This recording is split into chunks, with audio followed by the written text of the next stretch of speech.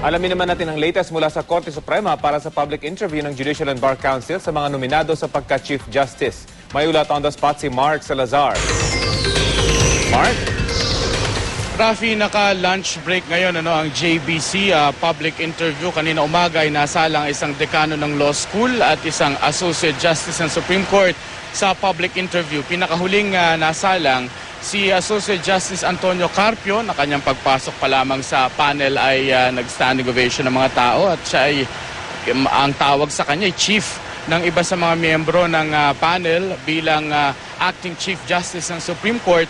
At ang una nagtanong sa kanya ay si Congressman Tupas, siyempre sa pinakamainit na issue ng impeachment kay dating Supreme Court Chief Justice Renato Corona na matagal-tagal ding nanahimik si Carpio tungkol sa issue na ito. Tinanong siya kung nakinabang ba siya sa impeachment at siya ba'y nakipagsabwatan sa palasyo o sa kongreso para ma-impeach si Corona, at tinanong din siya kung siya ba ay kung siya ba halimbawa na sa kalagayan ni Corona na nailabas yung kanyang mga undeclared SALN, siya ba'y magbibitiw, at ang sabi niya magbibitiw daw siya. Pakinggan natin ang parte ng kanyang interview na umabot din ng mahigit 1 oras.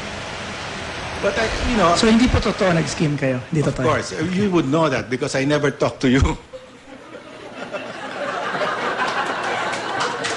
I mean, how can I convince about 168 congressmen to sign the impeachment? Mga witnesses, wala pa kaming control doon eh.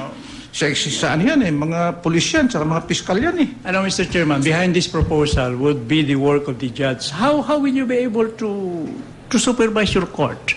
How will you able to make the witnesses available?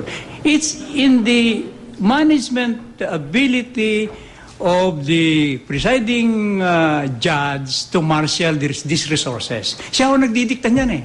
He has control. Alam mo, pag yan ang ginawa mo, pagsususpetsaan ka.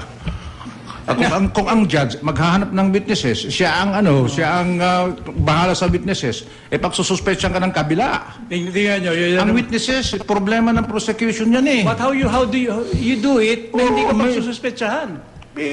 The prosecution will ask for a warrant of arrest. That's all the judge can do. Nandyan sa rules natin yan eh. Well, you have to be creative in order that you address the principle of openness, yung principle of accountability, yung principle of efficiency. Ando dun ho sa management ng court yan.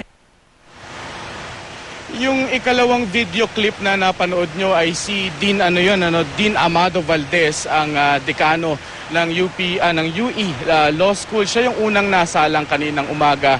At yung pagtatalo na yung bahagya na pagtatalo na iyon niya kay chair ng panel na si Justice Peralta ay kaugnay nga naman dun sa kanyang pangingwestiyon dun sa court fees na anya ay illegal daw. At yung TRO daw dapat na inilalabas ng Korte Suprema ay base daw paminsan-minsan ay halaw daw sa konsensya at may moral decision daw na kasama dyan. Bagay na hindi nila pinagkasunduan ni Peralta. Ngayon, mas kanina pa, ay ito namang si Attorney Vicente Velasquez na pumunta dito sa Korte Suprema para sana humingi ng formal resolution ng JBC dahil sa pagkakadiskwalipika sa kanya. Dahil ayon sa kanya, naging unfair daw ang JBC dahil ginigipit daw siya sa mga deadline at utay-utay daw ang pagbibigay sa kanya ng requirement dahilan para hindi siya umabot sa deadline at ma-disqualify siya.